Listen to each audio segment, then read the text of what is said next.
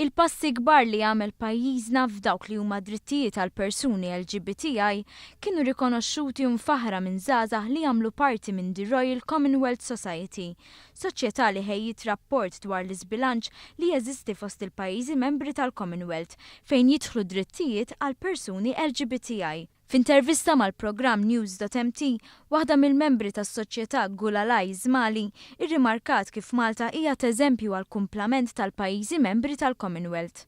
We are really inspired by how progressive Malta is and how the laws of Malta are. And I think that Malta has set a precedent for the Commonwealth countries on how countries can actually be more progressive and inclusive towards its young people. And the other Commonwealth countries where gay marriages and gay relationships are, and even gender identity is still criminalized. Donja Piggott, resident il-Barbados, tħares lejn pajjiżna b'ammirazzjoni, l-aktar minħabba rrieda politika li kellu dan il-gvern favur persuni LGBTI.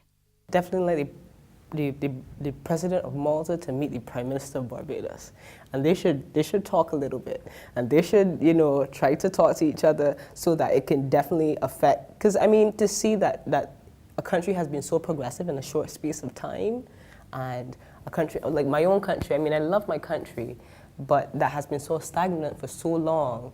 I would love that, the benefits that come out of being so progressive and to helping people and to changing laws to suit the society, because societies are not stagnant and therefore the law should not be stagnant.